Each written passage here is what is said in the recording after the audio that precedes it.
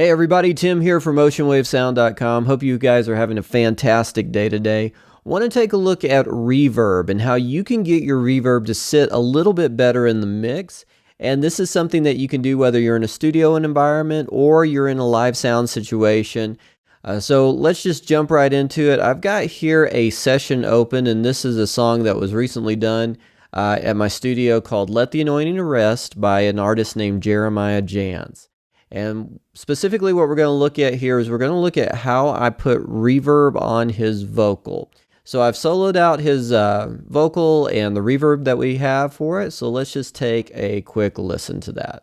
Let the anointing rest. All right, so he's got a good strong vocal going there. We've got some nice reverb added to it. And just so that you guys can see, all I'm using is the Slate Digital Verb Suite Classics. And it doesn't matter which reverb you're using, this will apply. It's not so much about the reverb plugin, it's about what you do with the EQ on that reverb. So if you come over here, you can see that I have really used my high and low pass filters to cut out a ton of frequencies on the extreme low end and the extreme high end of the reverb. So if we listen to it, and let me just take these out.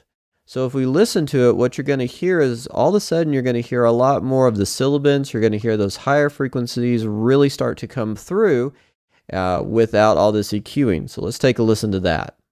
Let the anointing rest.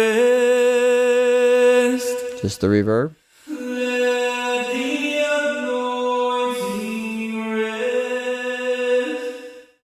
So you can hear there's that tss that's happening in the higher end frequencies, and there is some low frequency information, but what we want to do is we want to kind of clean that up a little bit.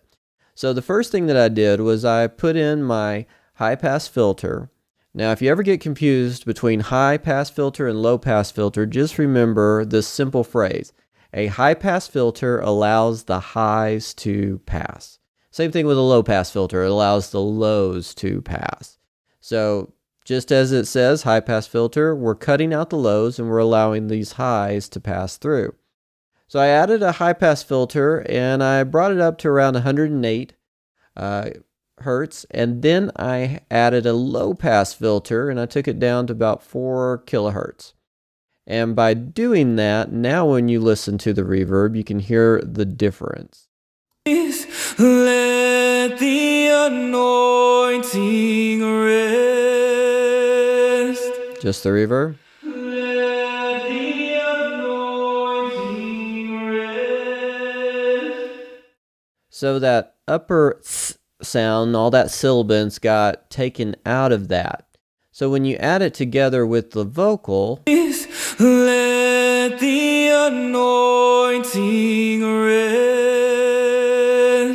You still get some nice lush reverb, but you don't get all of that higher and lower end frequency stuff that just could be cluttering up what you need.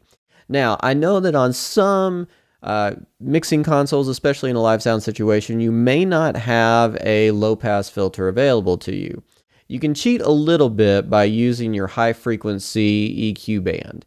So if I insert this, what I've done is I've just pulled it down. So it was like this, and I just pulled the gain down, got the frequency pretty close. Pull that down just a little bit more. So we're pretty close to that. So let's take a listen to how this would sound. Let the anointing rest. Just the reverb. Let the anointing rest. So it's there. Now in Pro Tools it only allows you to duck at about 12 dB of gain, but in your soundboard it may allow you to do a little bit more. Either way, although it's not exact, it got us pretty close to that same effect. So if you don't have a low pass filter, I would recommend trying to do something like this. That'll get you closer to that, and your reverb will sit nicely in the mix. And so when we put that in context of the entire mix, Let the